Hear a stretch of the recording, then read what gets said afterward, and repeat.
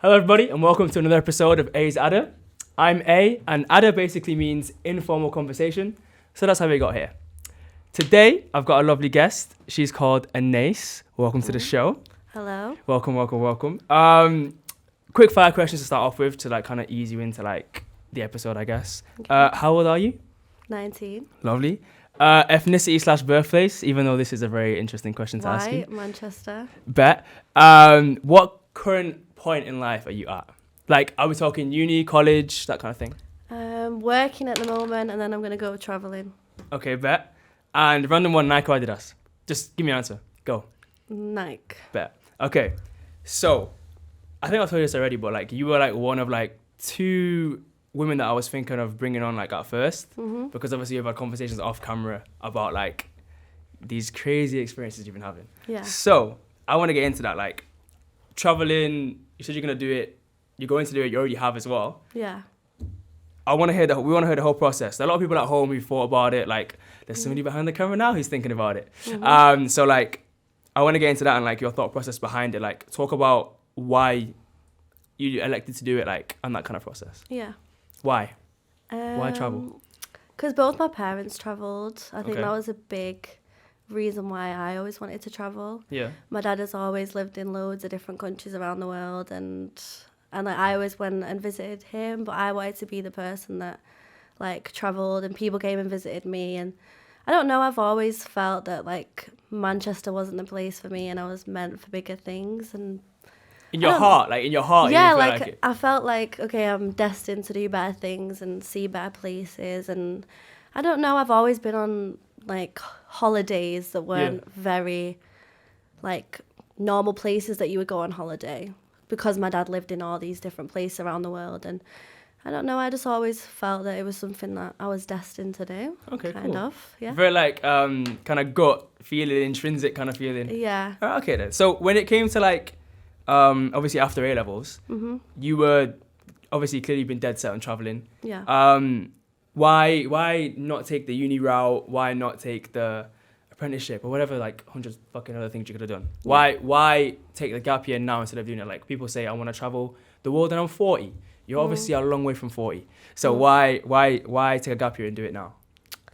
I did want to go to uni, but Yeah. Oh, okay. You never told me that actually. yeah, Yeah, I did. yeah. I did a little bit, but I Yeah. wanted to only go to uni if I could have a year where I could travel. So I was looking at a uni in London where I could travel for a year, but it would be my third year. And then I was placement. Placement. Yeah. But I was okay, well, I don't want to wait that long. Of course. And I just felt uni's always going to be there. I've got the grades to go. I just felt, why waste my life? I never know, I might not be here in a week, 2 weeks from now.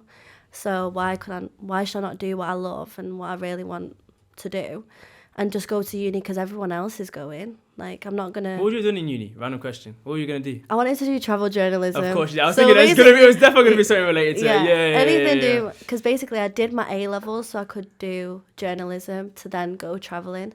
Okay. So, yeah, either way, I was going to kind of go in that path. I wanted to move when I was 16 because my dad lived in Sweden, so I wanted to move to Sweden and do college in Sweden. Wow, okay. But then when I was in Sri Lanka for the first time, he told me, we're moving to Sri Lanka. And obviously, my mum didn't want me to go when I was 16. Yeah, of course, early as hell. And, yeah, my dad, the education over there is obviously not as good as it is here. So my mum was wait till you're 18 and then you can go. And then... You took the opportunity and ran with it. Yeah, but obviously I didn't like college.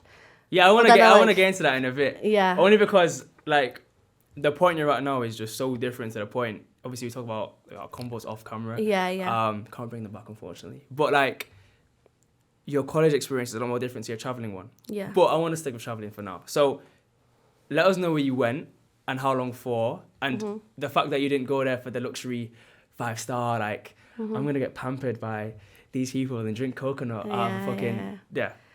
Well, I first flew to Sri Lanka. Yeah. And that's basically my main travel place. Okay.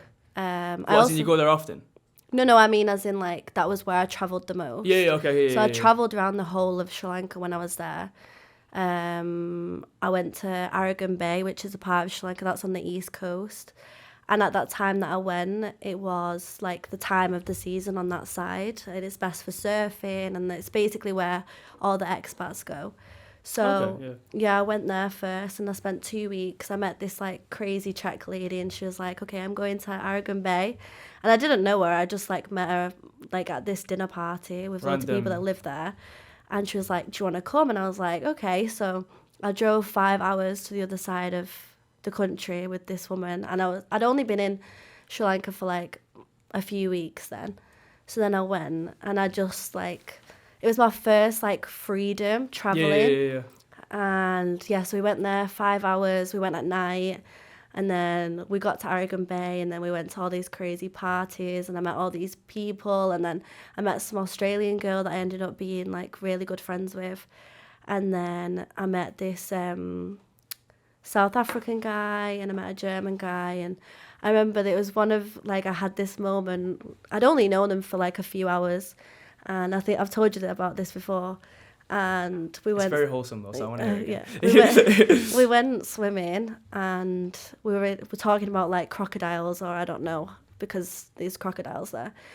And I remember we were just laughing. Like, I've literally just met these people, and we were laughing for hours. Like, we were in there for such a long time. And I remember like we were looking at the sky, and like there's so many palm trees, and then the sun just set over the palm trees, all over the like all the way over the sky. And that part of Sri Lanka is the best sunsets, because that's where the sun sets. Yeah.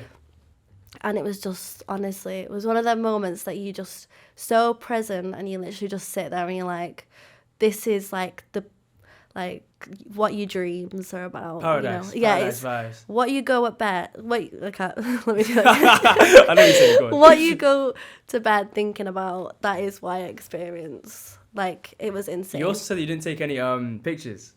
I didn't take any pictures. You have the visual. Yeah. That's what I found crazy though, because obviously, like, everyone probably in this room now, obviously you can't see what a few people in this room, like, we use our phones for like snap memories, but obviously you still do that, but you decided to go for you didn't want to get the phone out because like it would have ruined the moment kind of type vibe, you think?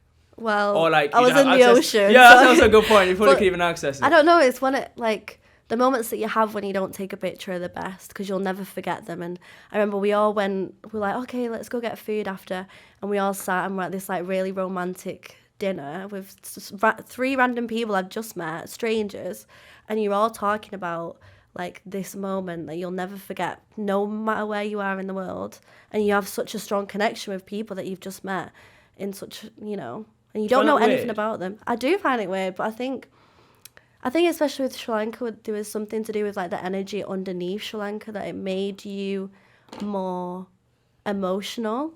Elaborate. I don't like, basically the part, I'm not like I don't know too much about it, but there's an energy underneath Sri Lanka, where it is geographically, I'm not sure, that makes your emotions heightened. So like if you love more, and I remember someone I know, she couldn't get pregnant, and she went to Sri Lanka, and she somehow got pregnant. Like, she'd done IVF, she'd done loads of different stuff, and it never worked, and she went to Sri Lanka, and then she has such a big, feeling towards Sri Lanka just because of the fact that she managed to have a child, and she only has 1 child still, and then she moved to Sri Lanka, and then when I spoke to her, she was like, this is the reason. So I think you're meeting all these people that are really vulnerable and not in the space, like not in their safe space. So I think you connect a little bit more easily, and you're just doing all these crazy things like that you would not do at home, like driving up mountains on like mopeds, or jumping off boats, or like doing crazy stuff, and you would never think of doing that at home. And you're doing it with people who are completely different from you, different cultures, had completely different lives. Like, I met people from Israel who, going through, like, had certain things that they had to do government-wise if they got to a certain age. Like, a lot of them were in the army. Oh, wow. And they had loads of, like, horrible stories that they had told me. Yeah. But then you meet them and you have so much in common. But how can you have so much in common when your life is on the, like, completely different? But it's just that you all have the common ground of, like, you want to travel and you want to experience all these amazing things. So you just automatically connect with people who Other just, people. yeah. So why do you think that, like, how best can I word this? When you're in a place like that and you meet these people, or sorry, even before that, are you nervous? Are you anxious? Because you haven't done this before. But this, obviously you're in Sri Lanka, which is kind of like, you said your dad had been there, like, you've been there before, but you've not been there in these circumstances. So is the feeling the same? Is it different? I'm trying to get a clearer picture. It's like everything. It's like, you know, when you first start at high school, when you first start at college, it's like, that butterflies, nerves. Yeah, you're nervous, like, you're trying to paint yourself out to be someone that people will like. Yeah. And then you realise you just have to be yourself. Like, pretending to be someone that you're not, in the end, will come out because you're with them 24/7, these people that you're travelling with. So I think after a bit, like after meeting like my first few people, then I was fine. Like I had confidence like through the roof. But like at the start, I would be like, okay, Dad, please introduce me. Yeah. And I'm really confident, but in Manchester I can talk to anyone, but like in a different country, in a completely different environment, it's different. And you know, there's the language barrier. People might not understand your accent. Like people always say, like sometimes when I ask for stuff, like it's gone a bit American just because of the fact that I'm been talking to people from all over the world, and you can't have a strong, you know, Manc accent. Yeah, because they just won't get a word. But America's like a Western place, they'll know. Yeah, they'll kind of get better. So, yeah, I think after a bit, especially staying in hostels, I would say, like... That's a key part of it. That is 100%. If you want to travel, you have to stay in a hostel. Like, you have to. That's a very big statement to make. You have to, because hotels, you stay there, you might see some people at dinner or, you know, but hostels, you're living with these people. You're like... I remember, like, it was really weird. I had Heads Up on my phone, and I would always say, like, oh, do you want to play Heads Up? Great way to make friends with people. Yeah. And because, like, everyone doesn't know the different, like, jokes or the people on there, because they're obviously not all English, it's really funny to see everyone, like, interacting with each other in this game. So then you're automatically, like, best friends with people just because you're having these laughs, or you... in your hostels, you're living with them, and then they're like, oh, do you want to come out for food, do you want to come here? And then they're telling you about their lives and where they've been and their families and the darkest secrets, and you've known them for a few hours, but you know, you're that connected because you want the same thing and you're looking and searching for the same thing. That what are you looking for then? What do you think you are looking for? I think people go traveling to look for themselves, or look for you know, what they really want and what they really need for themselves to be happy. I think this is why people are always traveling, and like, you know, people that just travel forever and don't ever stop traveling. Like, they're trying to find who they are through these different experiences, because the places you go, like, teach you different things about yourself, like how you will deal with different situations, how you are in different environments, how you are with, you know, the people that you meet and the relationships that you have, how you deal with upset, or how you deal with different situations in a different environment from your hometown. So why do you think you've grown a lot from just literally being on your ones? Like, do you think, like, obviously 1 month we're in now, June, you would have started, when did you fly out to Sri Lanka? September. Okay, so is September Anais a massively different person to June Anais? I mean, the car, not really. I'm still... No, but like, even so, like you said, surely you're noticing yourself developing and whatnot. Yeah, I think in ways I'm like, that's what I mean. In the car, I'm the same, but in ways I'm completely different. Okay. I think now I know what makes me happy, and I work harder for what I want, whereas before I didn't work hard, and I appreciate things a lot more because... Like gratitude feeling. Yeah, because in places like that, people have nothing. And I don't mean like, like they literally have nothing, like no food. Like some of them literally don't have shoes on their feet. But they're still happy, they'll still smile at you, they'll still give you the last fruit that they have. Like, they'll literally give you the last thing that they have, and they'll still be happy about it. You know, you don't need lots in life to be happy. And that's what I think. Like, now I'm like, I don't need to buy this to make me happy because it's materialistic and it'll only last a few minutes. And then after I've bought it, I'll put it to the side. You'll never use it. I'll never use it again.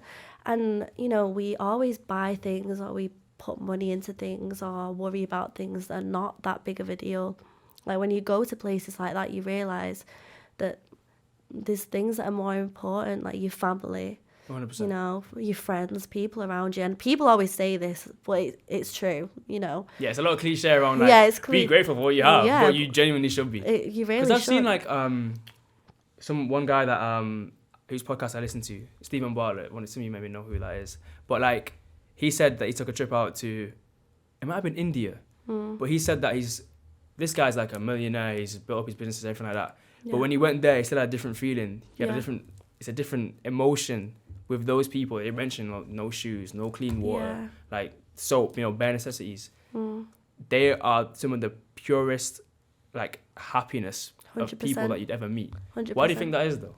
Because I'm trying to think, like, if I had that situation, I wonder how I'd be happy. But then I guess I think, like, if I'm comparing it to my situation now, then obviously I wouldn't be happy if I didn't have any crepes. But, because you have less and you've not known more, and you've not known excessive wealth or excessive, like, things that you don't need. Yeah. You're happy with the bare minimum, you know, not bare minimum, but the basics of what you actually need, not what you want. You have love around you, and you have, you know, food, drink, shelter, like, you know, they're happy with what they have. And, like, people lived on shacks in the jungle. That's all they had.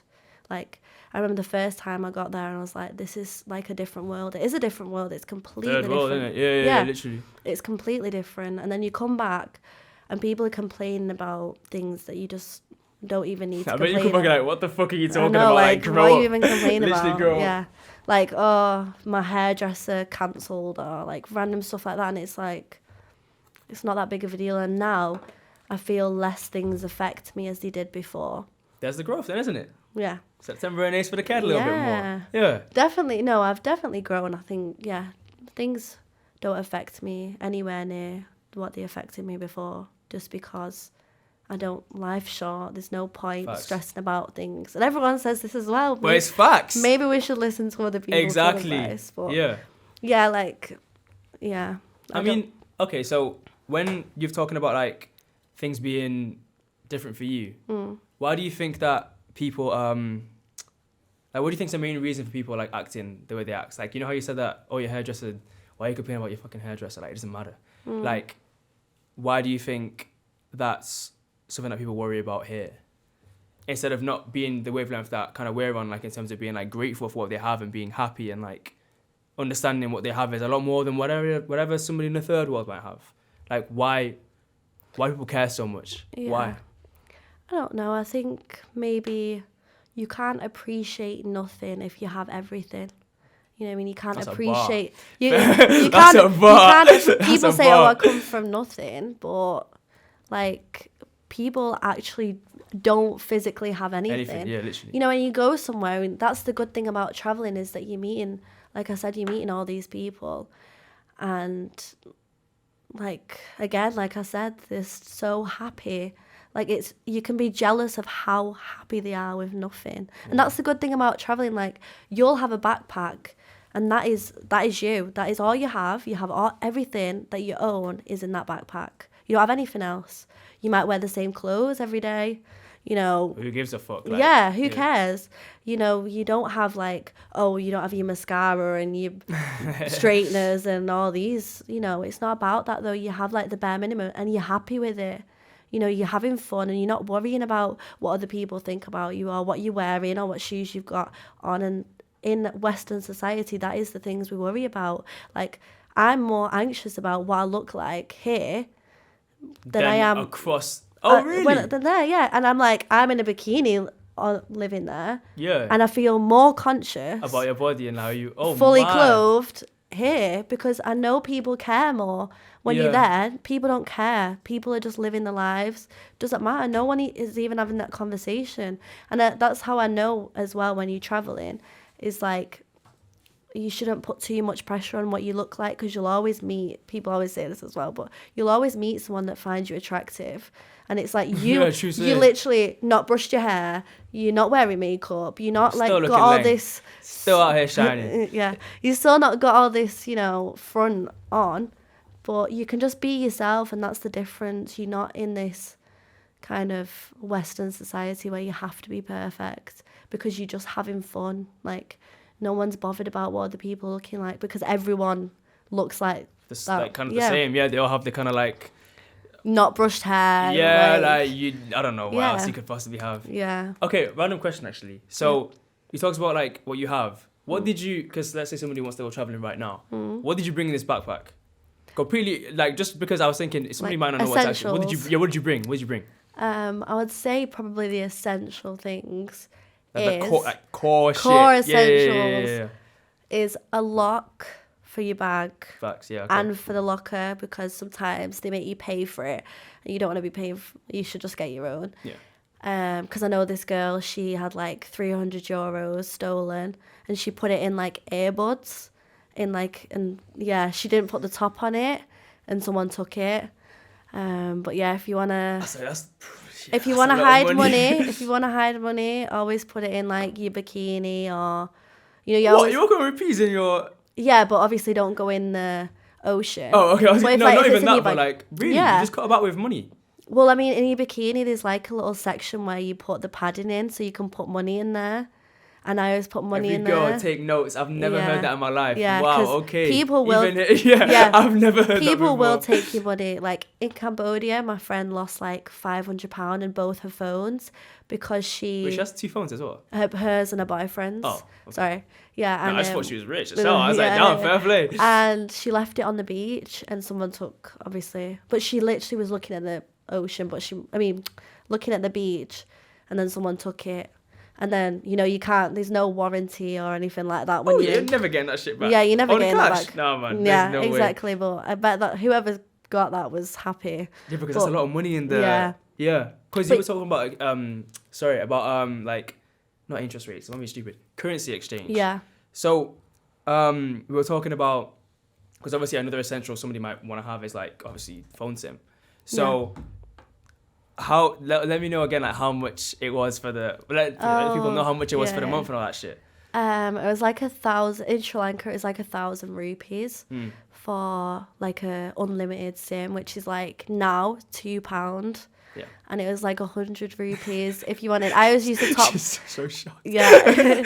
I used to go into you had to go into the shop and be like, okay, this is my number. They would call someone and be like, 100 rupees top up. Like, it was so different from what it is. It ain't just going on the online. Yeah. So they call them up and they'll be like, okay, I want 100 rupees or 50 rupees, which 100 rupees is about, what was it, 22p? Yeah, it'd be a tenth of the 22p, and that would like deal, like, I would be fine with that for like 3 weeks. Yeah, but that is mad. I know, it's so that means crazy. that kind of seriously makes you like understand that the people who are there are living on like literally nothing. No, because someone cares about 22p. 100%. Well, I'm assuming 22p. Yeah, so like, the locals there. Yeah.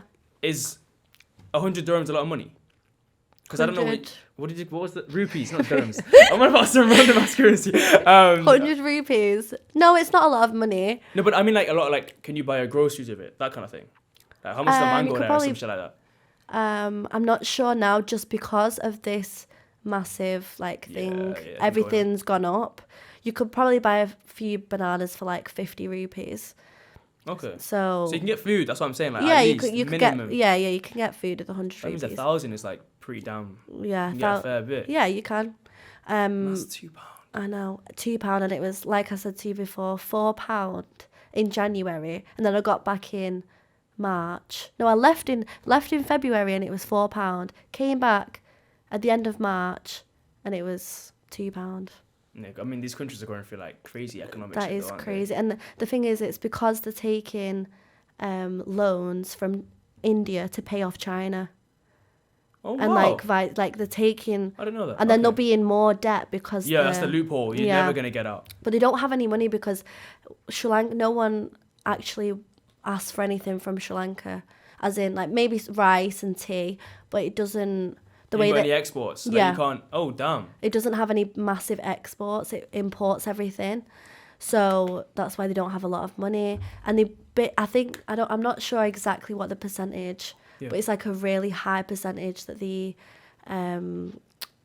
basically only rely on tourism for income. Yeah, so with stuff with like things that have happened now with like COVID civil war, COVID, like the people live on tourism. That's literally like tuk-tuk drivers.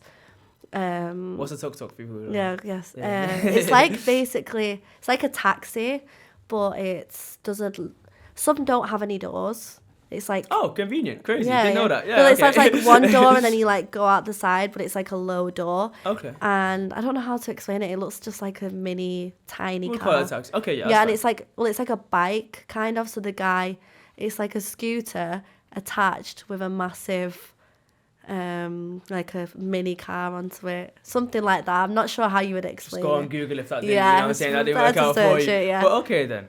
So that's the main way of getting about as well. But at least in Sri Lanka. What about Cambodia then? Cambodia, I would say. Are they near each other? My geography is horrible. Yeah, it's near. Yeah. Cambodia's like near Thailand. Yeah. Your next ventures. But yeah, I mean, I would say when I went to Cambodia, it was a bit crazy. They had so many bikes, like crazy amount of bikes. Well, scooters. Yeah. That was like the big thing that they had there, I would say. But I mean, it's just crazy how many scooters they had. It was like... I mean, they gotta survive. I mean, actually, they live off tourism. True, but they don't wear helmets and stuff like that. The safety will be trash. And there was 100%. like 6-year-olds, I'm no exaggeration, driving like scooters with... Driving you about, like they're the driver? No, like they were on scooters with like their baby brother or whatever, but they would be about 6 years old on scooters. Like that's how they would get to school. Oh my god! Honestly, it was crazy. And I remember we went to a museum. Yeah. About the Khmer Rouge I was telling you about. Yes. And yeah, we saw a little boy on the scooter with his younger brother, and he must have been like I said, 5 years old. They were so young. That's the culture, I guess. Different world. Okay, so all right, before you say that, different worlds, right? What do you think? So when you're meeting these people who you've met on holiday as well, they are. You were talking about how they were so different to you and everything like that. So what are the kind of? Is there like a certain type of person you've met, or are they all so various? I know the answer to this because you told me. But like, are these people you've met like really different to each other from all aspects of the world? Are they all like? Is everyone from France? Is everyone from Romania? Where are these people from? I would say everywhere. European, American, Australian. I would say like in different parts or in different countries you meet, like for example in Cambodia, mainly met French people, English people. Okay. Yeah, people. I feel like Cambodia's got something to do with Europe anyway. Pardon? I feel like Cambodia's got something to do. Yeah, I think it was the French colonized. That's what I think. Cambodia. There was a lot of French people there. Smart. Yeah. Fair play. Yeah. And Sri Lanka, I would say there's a lot of Russians there. There was a lot of Australians also, because that's like it's good for surfing. So anywhere that's good for surfing, there's a lot of Australian people. Aussies. European, obviously English. English people are everywhere. Unfortunately, you guys are everywhere. They're literally everywhere. And you can tell they're English from a very far... Oh, is it bait? Yeah, because it's like bucket hats, burns, really bad shirts. Like, really like, shit shirts. It's a trend, like, shirts, but like they really go out when it comes to shit shirts, like the most disgusting ones you've ever seen. Damn. But I mean in Cambodia there was a lot of English people. So with like these people, because obviously you've told me stories about them. Yeah. What advice would you give when it comes to someone traveling or someone aspiring to travel, when it comes to how do you deal with these people best? Like let's say like give me like couple of top tips on how to deal with these people, how to like be cool with them, because you said that they are quite let's say unusual. Yeah. So in your dealings with them, you can't just be you gotta be a certain kind of way, no? Or do you think you can literally just be yourself and you don't have to change anything about how you act with them? I would say be yourself, but there's like two types of traveller. Okay. There's like a down to earth, like be You. friends with everyone. Yeah. And then there's another traveller which is very like, I surf, I'm really cool, like this is like narcissistic fuck. Yeah, basically. Yeah. Like that is like if they surf and they're tanned and they're, you know, sexy basically, they're gonna be, you know, but you still get along with them. Like everyone is there for the same reason. They all love to travel. They all want to do kind of the same thing. So it's really easy to connect with these people. And it's the same wherever you are in the world. If you don't like someone, you don't have to be around them. And if you do, there's so many of you anyway, really. Yeah, like, you can you pretty have much do loads. whatever. And I mean, you're meeting probably someone new every single day when you're traveling, because like someone new comes in your hostel. You might like that person more, and they might be like, okay, I'm going to this part, or I'm going to this island. And you'll be like, okay, let's go. And you know, every time I think like I'm literally traveling to this place with a stranger. Like I think it's very spontaneous, isn't it? It really is, but like you don't feel that they're a stranger. You feel like you've known them your whole life just because you have so much in common. Like, you know, if you want to travel, like you have that. That's like the biggest thing you have in common, and then you'll find out like, oh, you like this, I like this, because you know you sat at night talking about your lives, or your girlfriends, or your boyfriends, or your family, or whatever. So and other places you've travelled to. Because a lot of the time... I bet you hear a lot of stories about, like... Because these guys have come from other places to where you are, I'm guessing. Yeah. Most of them. Because even we were talking about... Can I bit out people's nationality? Will they ever see this, maybe? Probably not. Okay. We're talking about a Romanian.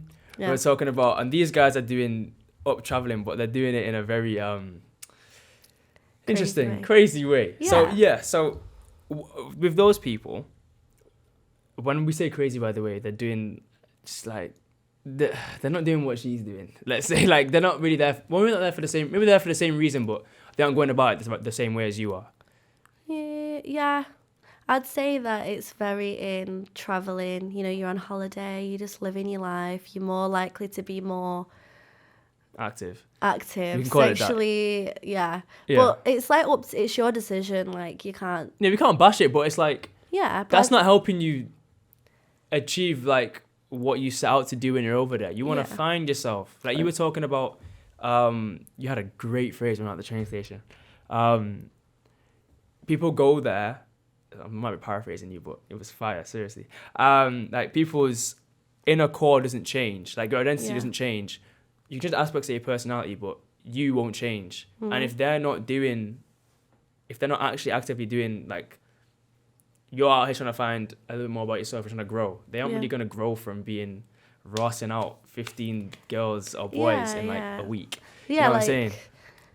Yeah, I've had it before. Like I've met people that have like kind of pretended like, oh, going on this spiritual journey. That's what I was saying. Yeah. I'm going to be like, I'm going to be this person, I'm going to be like this, And then like, you find out like a few weeks later they've just had sex with everyone on that like in that country. You're like, okay, like you're not actually. You weren't really about it. Yeah, and I met people that just go there to get drunk every single night. You know, like it's not really the one. You know, you're not actually. You go into like they're eating English breakfast and.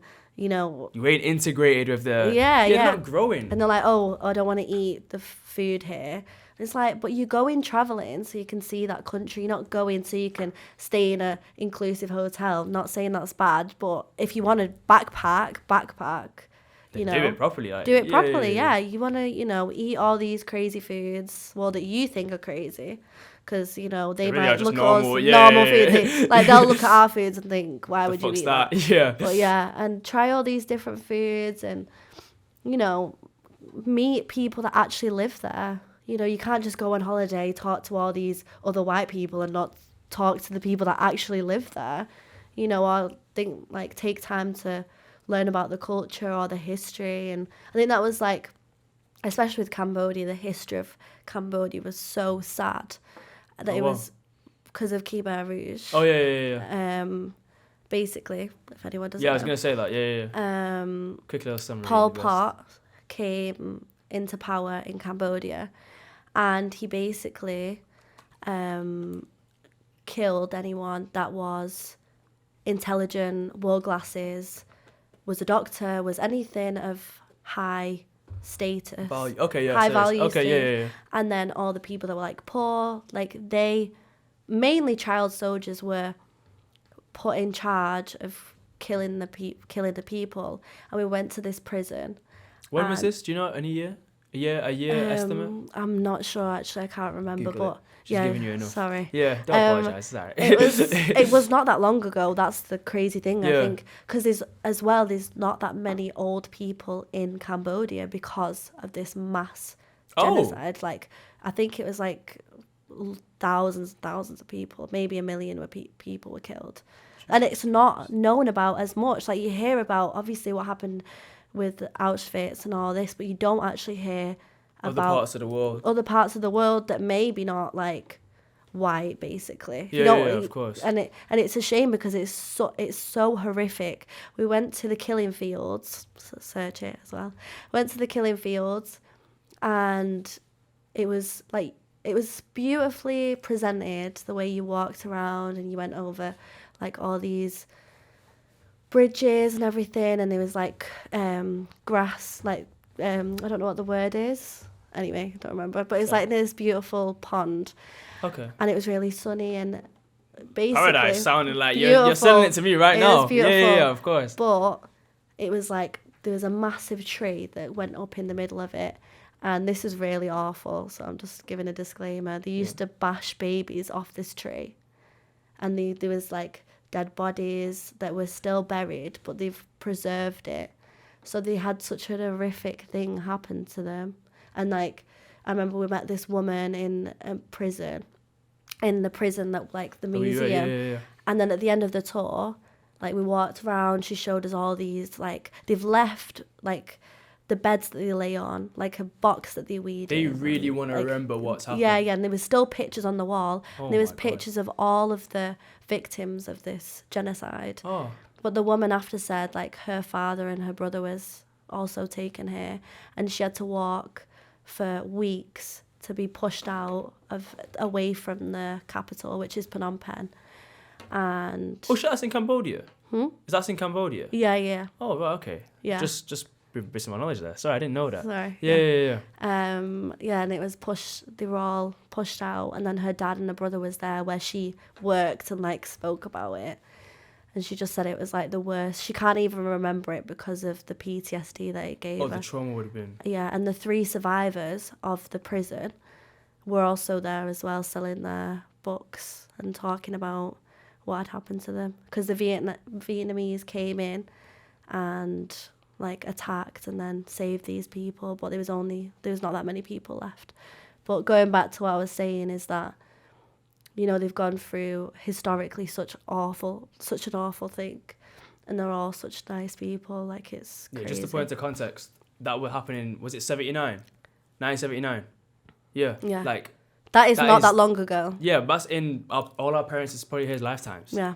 So like, the fact that they're nice people, it's just like, I think it goes to show like, if you really put in effort to kind of like boost who you are as a person and grow, it really can happen. Yeah. Like, we were talking about with one of our friends behind the camera about journaling and about like taking time out for yourself.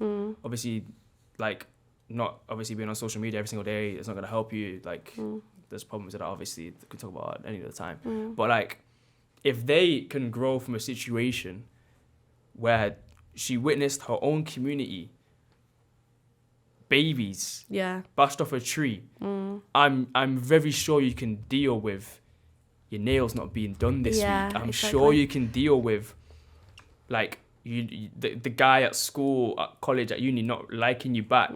Like, get a grip. Like, that's because that's crazy. Exactly. But it's again like, you don't appreciate like what you have until you don't have it anymore. You don't appreciate, like, they probably went in life just living, you know, until something horrible happened. Surely you that's just mad. But again, like, you can't appreciate it if you've not lost it.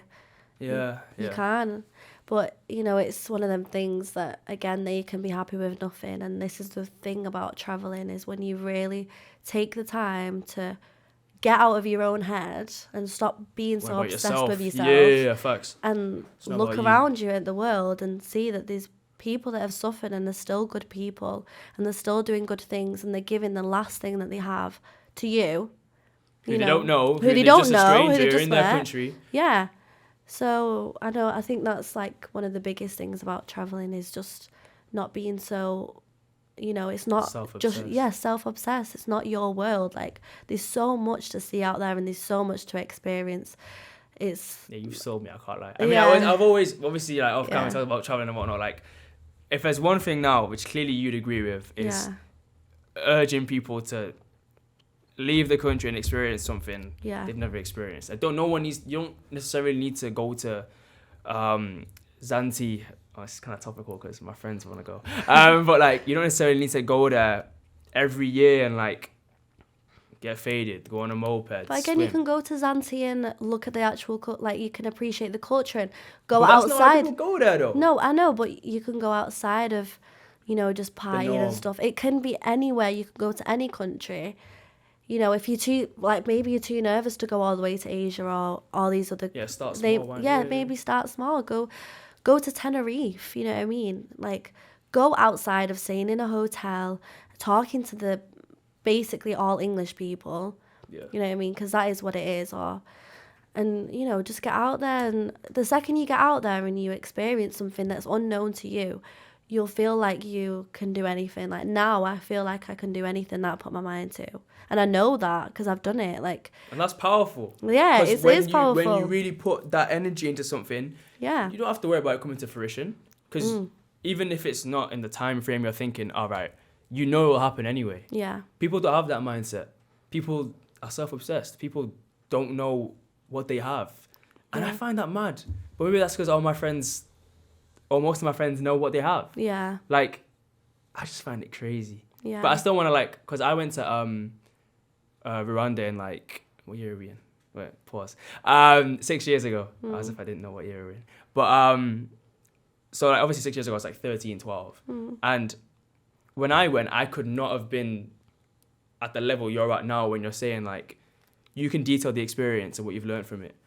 I just saw, no offense to these people, just poor kids. Yeah. I didn't see them as, they're my people, because I'm obviously Rwandan, but it's I don't look at them and go, oh man, I'm really grateful for what I have. But now when I think about it and I go through the images of what I've seen, kids, the roads are like cement. When it rains and you drive there, you may fall off a hill and die. This is not it's not exactly beautiful transportation kind of infrastructure. Yeah. But it's just mad to think that some people even watch this, are never going to benefit from that growth that you have because they're just too... It's just... But again, 6 years ago, you don't have the emotional intelligence that you do have, so you can't appreciate that. But I think at this time, we're all making our own opinions and decisions, and if you go somewhere now, this is a good time to travel because 19, 20, 21 peak age, really, isn't it? You're very you're easily influenced. So if you put in good things into your mind of these are the places I'm going and this is what I'm seeing, that will stay with you for the rest of your life because you're now at an age where you're influenced easily. Are you going to be influenced by, people drinking and smoking? Or are you going to go traveling and be influenced by people who, I get so inspired. That's the thing that upsets me about coming back to Manchester, is I don't feel as inspired. I can go on TikTok or I can go on Instagram and look at other people, and it actually upsets me to look at other people traveling because I'm that's where I want to be. You want to go back right away. Yeah, but here, I'm not inspired by, people don't tell me stuff and I'm oh my God, I would love to live your life. That's because that's not what I want. I don't want to have loads of money and stay in the same job. That's not what I want. But when you're traveling, I just felt I was getting so excited by people's conversations, inspired by people's conversations because of all the places that they've been. And that's the thing that I knew would upset me when I come back, is that I didn't feel that motivation, that idea to be oh, you're really cool. You're right. I need to get back on what I was doing. Let me not slack. And people would say why though? Why do you think that people here aren't like that? I hear, because I think with my experience, people in the UK, at least that I know and that I've become close with, everyone in this room has aspirations. Everyone who's like in my contact list, who I classify as a friend or like a really good friend, have aspirations. Why do you think that people in the UK are like so, oh, I'm just gonna let life hit me and we just see what happens. I'm gonna live a 9 to 5. Oh fuck no, I don't care. Because it's easy. You know, people love their comfort zone. I'd agree with that. Yeah. I love my comfort zone. But the second that you get out of your comfort zone is when magic happens, basically. That's when the crazy stuff happens. That's when, like, I don't know, you're open to a new world because you're vulnerable. Like, people think that vulnerability is a weakness and it's not. It's a strength. Being vulnerable is like you are able to learn so much more about yourself because you're not trying to be something that you're not. You're trying to be, you know, you're being genuine and you're taking the time to actually learn things and be open to things. That is the thing with traveling. You have to be open to everything. Everything. You can't be not open to, I'm not going to try that food, or I'm not going to try and talk to that person. You can't. It's not possible. It's not possible. You can't not be open. You have to be open to everything, because once you're open to everything, there's so much possibility. There's so much that could happen. You know, you can meet the love of your life. You can meet your best friend. You could go on a spontaneous adventure somewhere that you never imagined that you would want to go. Like, I never thought I'd go to Cambodia. That was never on my list of like, oh, I'd love to go to Cambodia. I never knew anything about it. And it wasn't pre-planned, let's say. No, it wasn't pre-planned. Yeah. I literally, I was actually crying just before because I was so stressed about, should I do this or not? And shit! I was so stressed. We wouldn't be here if we didn't go. That's insane. Yeah, and then I booked it. And I said, I'm just going to go for it. Booked my first night in Cambodia. And then it started from there. I met loads of Dutch people. A Dutch person he came and visited me in Sri Lanka afterwards. You're cool. I'm still in contact with. And then I met so many people, and then I just went wherever. Like, I just decided, like, on the day, like, okay, let's book this place. Let's go and get a boat to this island. Let's go here. And then, you know, I volunteered on an island for a bit, and that was amazing as well. Yeah. And, you know, as well with traveling, like, it's not always good. There is bad bits to it, but in England, it's like 50% good, 50% bad. When traveling, it's like 99% good, 1% bad. You can deal with the 1% because the 99% is just so good that you're like, okay, I can deal with this not working out, or I can deal with this person not liking me, or, you know, this person sleeping with loads of people, and you know, you can deal with them things because you're doing something that you love. And, you know, when you find something that you truly love and you've really invested in, you will do anything you possibly can to get back to that place again. That you're in. Yeah. 100%. That's the dream, isn't it? Like, you want to monetize your passion. If you can make money out of your passion, it makes the work easier. It 100%. Makes your overall morale. Just the morale. Just fucking just easier. Yeah. That's a Kendrick reference. But yeah, like, just whatever. Like, you just feel happier and happier. Like, there won't be any boundaries to you achieving that passion if you pursue it. Yeah, because I mean, like, that's what my dad always used to say to me. He said, like, shout out to your dad. Yeah, shout out. He said, I hope you find a job or something that you're truly passionate about, because he is, like, obsessed with scuba diving. Like, it's him. Like, it's his personality. Like, he literally talks about it all the time. Yeah. But he really loves it, and he'd do anything, and he's travelled the world. Like, he's lived in Kenya, he's lived in Greece, Dominican Republic, all these places. And 3 very different places as well. That's crazy. And on my 19th birthday, he took me scuba diving, and you could tell, like, this is something that really, like, he lives for. You know what I mean? He might not get loads of money for it, and he might not, you know, do a 9 to 5. It might not be conventional, but it's something that he loves. And I think that's like the key to happiness, is finding something that you really love, not going with what everyone else wants you to do, being selfish to an extent, and just, you know, when you've found something that you love, just go for it. And I love traveling, so I know, you know, in the end, I'll find something that goes with traveling that I can work and travel at the same time. So, you know, I think that's the key. You're awesome, man. I can't even cut. This is crazy. I want to end on like, not end, well, yeah, end kind of. Obviously, relationships have been a big part of this traveling experience. Yeah. And I'm going to embarrass you a little bit. You said, quote unquote, in my heart, I know I'm going to marry an Australian man. Yeah. Okay, I want to hear a bit about that. Don't hit me for that, sorry. It's a beautiful segue. And like, I want to know actually no, forget why. I want to hear about like what your opinion is on relationships in terms of like, obviously right now you're traveling. You seem to be doing that for the foreseeable future. Are relationships playing a part in that? Or are you focusing on the ones, and when I say relationship, I mean romantic, obviously. Because are you focusing on the relationships you're making that are more platonic when you're out there? So what's your kind of, or are you just going to see what happens? I would say, from my personal experience and from seeing relationships during traveling. Yeah, I remember yeah. Yeah. I was going to say, like, I have met people that are traveling together and they've like found it a bit hard, but it's made their relationship stronger. You with them 24/7 and it's very like intense.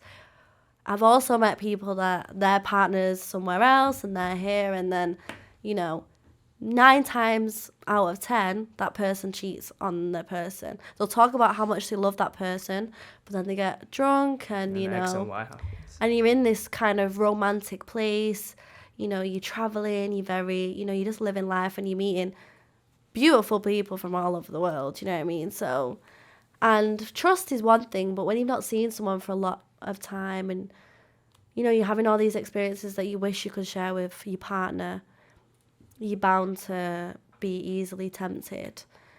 So I would say, personally... for yourself. Yeah, what do you think? Personally, I would not date someone who is in the UK and I was travelling. I would prefer to meet someone here, for example, and go travelling with them, or meet someone while like travelling. right away, or like after a little like grace period, like, because that's crazy. Because I just saw I saw I don't watch Love Island, a disclaimer, because that show is shit. But like, yeah, gang in the sand. But like, I saw like a thing on like Snap. You know how you can have like the little like news feeds and all that shit after you swipe on stories. Yeah. Like it was some guy on Love Island who took a girl out to Paris. After only knowing her for 2 weeks.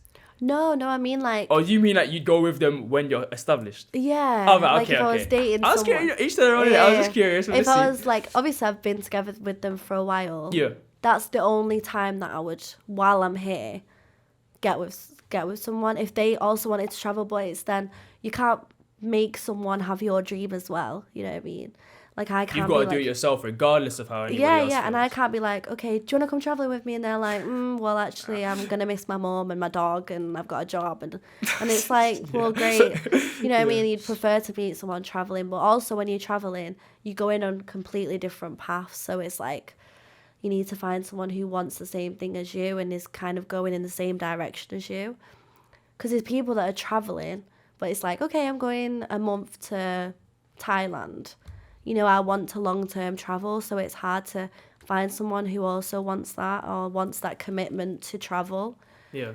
Not just to you, but to also what you're doing, like, because you're trying to live your dream. Yeah, and I think it's hard to find people when you're traveling because people are coming and going and always, and people don't tell you about that, how emotionally invested you get in people, and then you have to say bye to them. You'll go through these amazing experiences and then it's literally...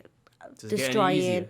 No, it doesn't. That's the thing. I thought when I went, because I'd had it for like the whole time I was in Sri Lanka. You've just named like 38 people you fucking met. When I got to Cambodia, I said bye to some people and I cried. I was like, I'm not going to cry, and I cried because I was just like, this is so sad. Why does this happen that people are just coming and going into your life? It's like a blessed and like not at the same time. It's like a coin, you know what I mean? It has two sides to it, yeah. But I just think that's something you have to be prepared for. Be open, but just be prepared that people always come and go, and that's the same thing with relationships. Getting too emotionally invested. You meet people and you're having these romantic time. You have this romantic time with them, and and then they're like, okay, I'm going back to my country in a few weeks, or, you know, I'm not ready for a relationship, I'm traveling, I want to be single, I want, you know, so it's hard to really, it's hard. It's difficult, you know, it's sad, really. yeah, I mean, to be fair, it's even difficult for some people who are in the UK, both of them. Exactly. So imagine how difficult it is when you're like out in the like out one of these like OT, like out the country. Yeah. Because I mean, but if it's meant to happen, then it will. Like, I've seen it, people like be like, oh yeah, we met here and we met in France, and like we're both from completely different countries. We went to Sri Lanka and then we decided to get married. Connection, yeah. That shit happens. That's what's crazy. No, it does. But yeah, I think that's the saddest thing about traveling is you get so emotionally invested in a person. But again, like, it's so up to you. If you want to stay in contact with them, you will. Like, I'm still in contact with loads of people that I've travelled with. Of course. They're actual friends. Yeah. It's not just like you didn't go to like a summer camp to play football for 2 weeks. Oh yeah, me and your captains. And it's not a fake relationship, because it can't be. So it can't. If it is, it won't work. Yeah, you won't have a good time. Yeah. And I just think, like, keeping in contact, and you'll always, when one person goes, someone will always come. Like, someone new will always come, and you'll get that connection again. Fish in the sea, like, type of vibe. And even like friendship wise, like, your friend will go and you'll make a new friend. Like, it'll always happen like that. Like, you'll make friends all the time, which is good. But again, it's a shame to let people go on their adventure without you, because then you get like FOMO, because you're like, oh, but I want to come. And that's the good thing about having money behind you, is that if someone does say, okay, I'm going to this country, and you really like them, you can be like, okay, well, I have this money, let me come with you. So I think that's also important, to have money behind you. You don't need loads, just something to fall back on. How much did you take to Cambodia / Sri Lanka? Sri Lanka. I had 2,000 for Sri Lanka. Okay. And I worked when I was there. Yeah. Keep money coming in. I also volunteered in Cambodia, on an island in Cambodia. So they gave you free accommodation and food? Free accommodation and food. That's 30, the way. 30 cents a day? 15. 15? Yeah, but that is the way to travel 100%. Because I remember I left in 2 weeks. 8 days. I'd spent about $200. Yeah. On drinks that's like as well. £150. Yeah. So that's a lot of money for 8 days. But, of course, yeah. And I only had to pay like £50 difference on the tab. So the tab paid it off for like the time that I like worked. And my friend, that's a mad dope. My friend had to pay like £200 on because he bought like 60 shots and like bought loads of money. So if you want to travel, 60? Yeah, if you want to travel long term, that's crazy. Yeah, I don't know how we survive. That's crazy. If you want to travel long term, volunteering or, you know, staying in hostels, party hostels, like, you know, all these different things, best way, because you don't need a visa for it. You're not getting paid, but you're getting paid in accommodation and food, so it's pretty good. And like meeting loads of people from all over the world, and, you know, it was good. It was amazing. I had such a good time. Bet. Yeah. What a beautiful note to end on. Yeah. Well, I have my final two questions that I usually ask each guest. So clearly, two of them are going to be mum and your dad, but I want to hear about another one of your inspirations. Someone who just inspires you. You don't have to even be traveling related, because this has been traveling based, but we've also gone into different topics, which I like. So you don't have to stick with somebody you may have met while traveling. Just anyone who inspires you to to be the woman you are right now. That's a good question. I'm the host, right? Yeah. I think I might need a deep thought on that one. Let me think. It probably would be someone that went traveling now. Okay. I would say. Well, to be fair, you said you're inspired by. We're talking about the UK, like, here, you don't listen to them and be like, oh, I really want to go factory next week. Cause I love factory. Yeah, man, that's the greatest club in the city. Yeah. No, obviously, like, I feel more inspired by the people you're meeting. Yeah. So if they're your main, you'd say?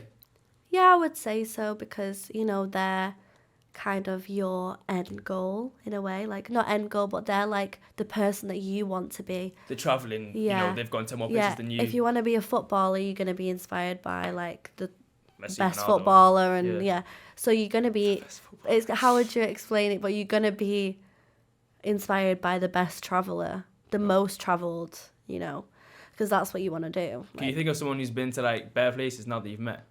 Yeah. How many countries are we talking that they've been to? Oh, Bear in mind, I think it's like 200 countries in the world, maybe. I'm not sure how many, but I know he's been to a lot, like loads. Like he's been everywhere. Like you'll talk about, oh, I love this country. And he'll be like, oh, yeah, I went there. Yeah. Or like, he worked in Australia for a long time, and basically he was doing working on this site where the Aboriginals lived, still lived, and the Aboriginal people there don't let anyone from outside come in. To their like area. It's in like the bush, I think it's called in Australia. It's like Crazy. the desert. And the man them who like to shoot like bullets or some shit. I'm not sure, but it is something like that. Yeah. And he went there to try and help build houses. Oh wow. And as like a project, and he said that this is really crazy actually. He said that he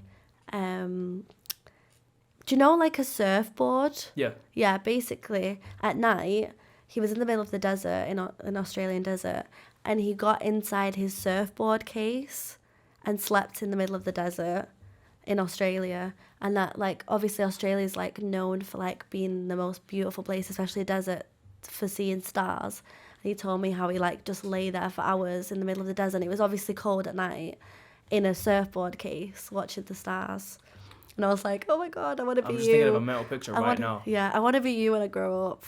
That's what I was. Well, welcome to growing up then. I know, yeah. So, Damn. yeah. What are your next, let people know where you're going next, or where you plan on going next throughout the year. And then I got my last question, and then okay. I'll say Arrivederci. I'm going to Italy next month. I'm going to meet my German friend, do Germany, Austria, Switzerland, France, like a road trip. Deep that. Yeah. Deep and that. then I'm hoping to do Thailand, go through the Laos-Vietnam border, to then fly to Philippines and then work in Australia. And that's in November.